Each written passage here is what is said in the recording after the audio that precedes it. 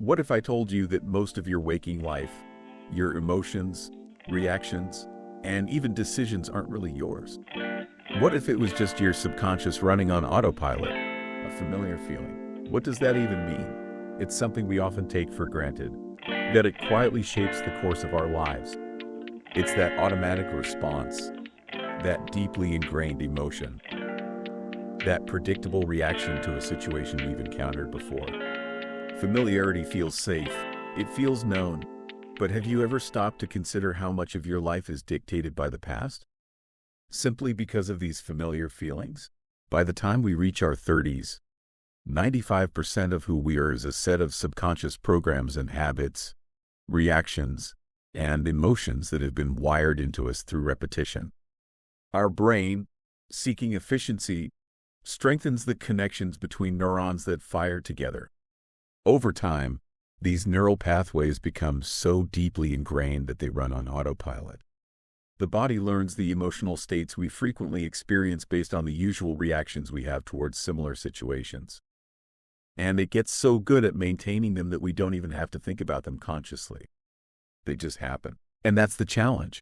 Because if the body is conditioned to feel the same way, to react the same way, and to experience the same emotions based on past events, then, in a very real sense, we end up living a known future.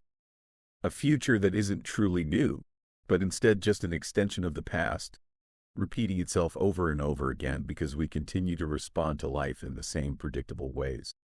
But what if we could break free? What if we could reprogram those feelings, shift those patterns, and step into something truly unknown? This is where awareness becomes so important. The first step to change is noticing when you're operating from a familiar feeling. When something happens, and you feel that automatic emotional response begin to take over. Pause. Ask yourself, is this the way I want to respond? Is this feeling something I want to keep reinforcing? Or is there another way? Because every time you choose a different response, no matter how small, you're rewriting those neural circuits. You're breaking the cycle. You're weakening the old patterns and allowing space for something new. This is how true change happens, not in giant leaps, but in those small, conscious choices made moment by moment. Ask yourself, what would be different? What would challenge the familiar pattern? Then, make a conscious choice to act differently, even if it feels uncomfortable or uncertain.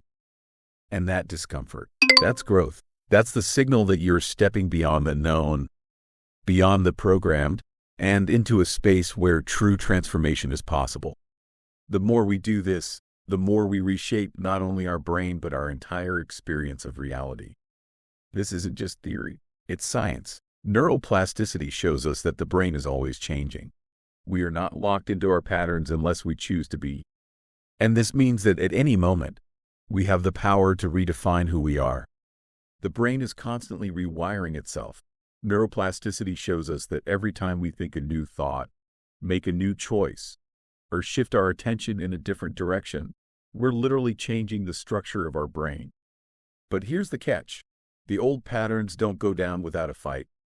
The mind and body are so accustomed to familiar emotional states that they resist change, almost as if they have a will of their own. When you try to break out of an old habit, your body, which has memorized the feelings of the past, will push back. It will try to pull you back into old reactions, making you feel restless, uncomfortable, or even doubtful. And this is where most people stop.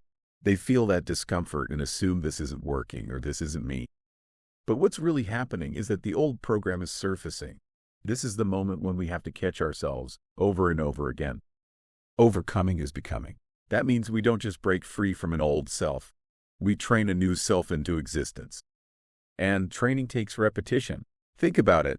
If you've spent years reinforcing a pattern, reacting to stress in the same way, thinking the same limiting thoughts, feeling the same emotions day after day, why would it change overnight? It won't. This is where preparation matters.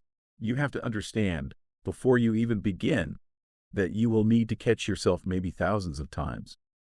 And that's okay. Because every time you notice yourself slipping back into an old emotional state and consciously choose a new response, you weaken the old neural pathways and strengthen new ones. At first, it's difficult. It feels unnatural, almost forced. But over time, as you make these new choices consistently, the brain starts to adapt. The neural circuits associated with the old you begin to shrink, while the circuits associated with the new you start to grow. And then something incredible happens. What once felt uncomfortable, what once required conscious effort, becomes automatic. That's the turning point. That's when you realize you're no longer trying to change. You are changed. This is the process of becoming. It's not about forcing yourself to be someone different. It's about training your brain and body to align with a version of yourself that is no longer limited by the past. So the question is, will you be patient enough, persistent enough, and aware enough to catch yourself again and again until the new pattern becomes the new you? Are you reliving your past every day? Or are you creating your future? Because change isn't something that happens to us. It's something we become. I challenge you to observe yourself today. Pay attention to those familiar feelings. Notice when you're reacting out of habit rather than conscious choice. And then, just once, choose something different. See how it feels. See what opens up. If you enjoyed this video, don't forget to like and subscribe to the channel for more discussions on consciousness, reality, and the mysteries of existence. Leave your thoughts in the comments below.